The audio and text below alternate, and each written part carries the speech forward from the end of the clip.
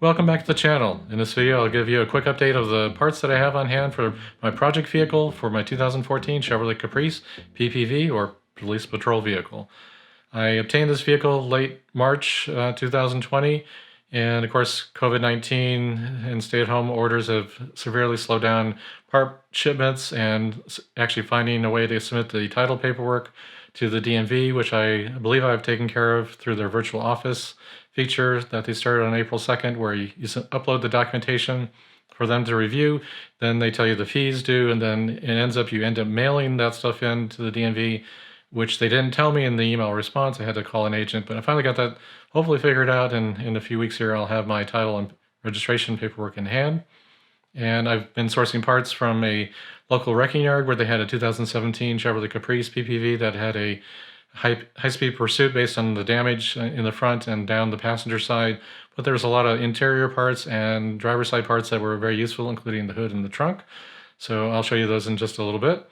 But I've been sourcing and investigating parts for the vehicle, such as yesterday I was out there checking brakes and aligning doors and such, and I found that I need wheel bearings in the front. So in the later section of this video, I'll show you the parts I have on hand, the type of projects and videos I'll be creating over the next several weeks as far as maintenance and updates to the vehicle.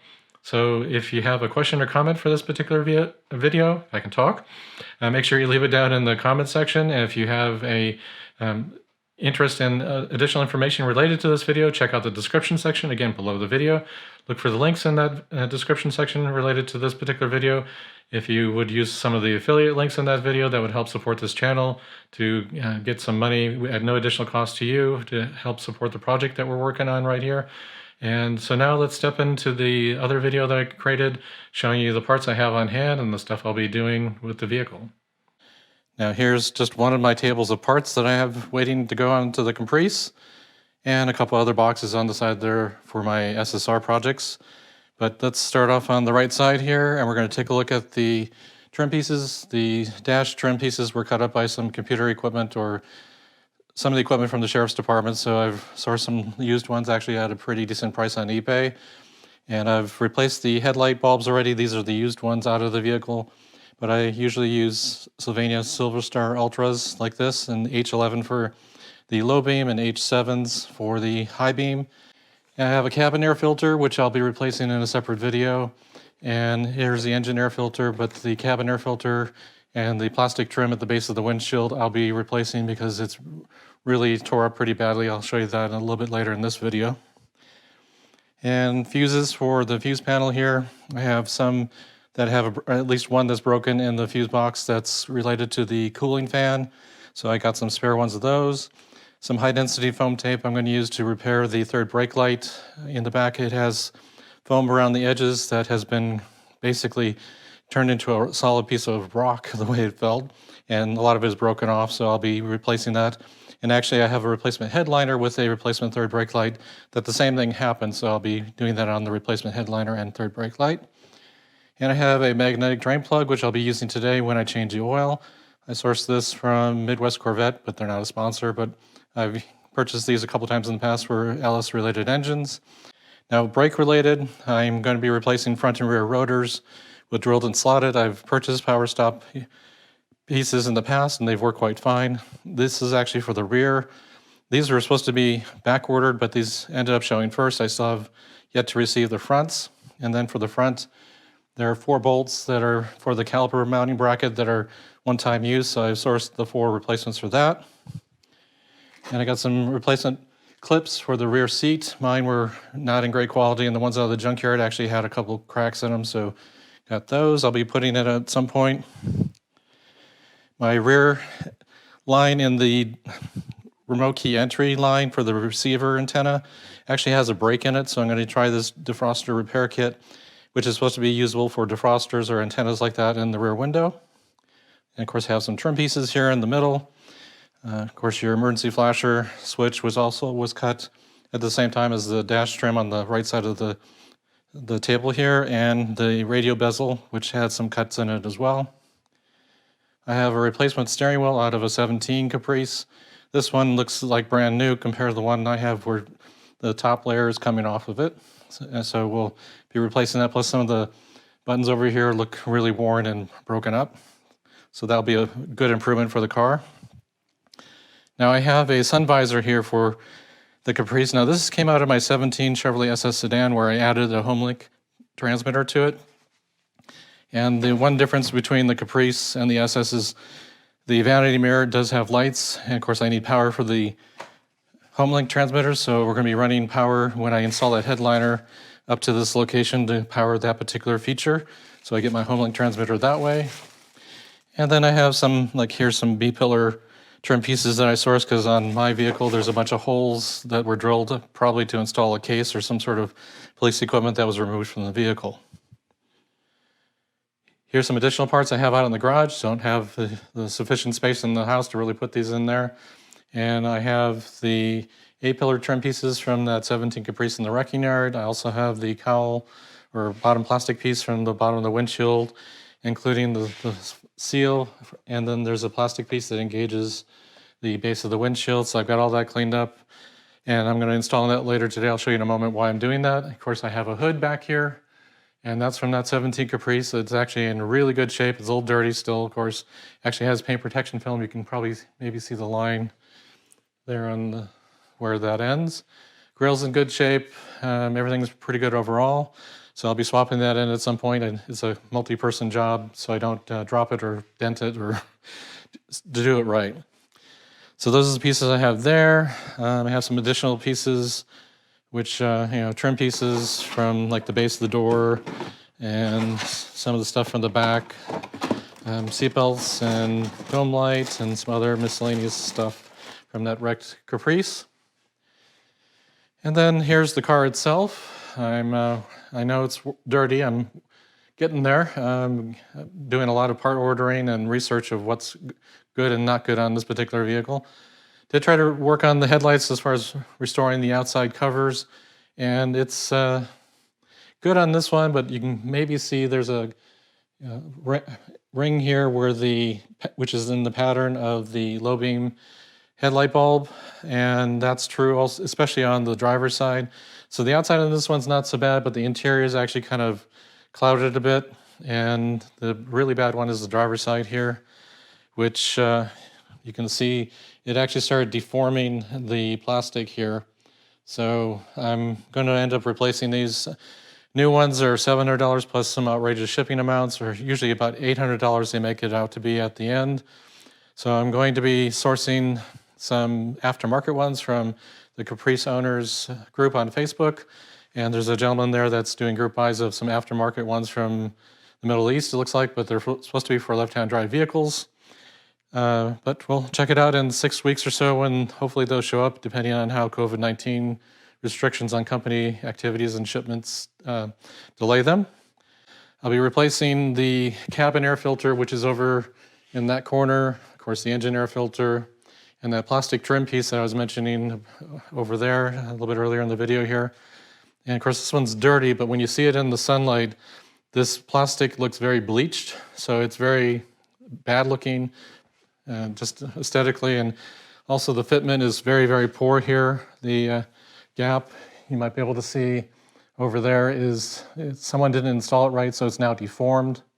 So that makes it not a great candidate to keep in there, so that's why I got the one I did from the wrecking yard. And also the wiper blades, I'll adjust their install position because they're not in their normal resting position. There's a dot on the windshield where the wiper blade should be at when it's in the fully resting position here, and that should be down here. And the passenger side one should be up here, so I'll correct that because I had to remove those to install that panel, which is pretty straightforward. And of course I mentioned the fuses earlier, which I can show you the one that I've got that's all broken up here. Someone got aggressive with it and broke it. So we have that one there that I'll be replacing. And then I have some spares. And I've been doing some investigation on the front end. Yesterday, I was also working on the door gaps because the front doors were not gapped correctly with the front fenders and they were rubbing. Both front doors were doing that, so I've corrected that and got the tip-in amount here corrected as best possible on this door where it's actually engaging the seal in both the lateral and up and down amount, so that's been corrected. So I can actually open the door now. See if I can get my fingers here and hold the camera. It doesn't rub on the fender anymore, and it actually engages the latch correctly. It sounds like the Chevy SS I had used to when I open and close the doors. And it was just some simple bracket adjustments here to work with that, but that took a little bit of time.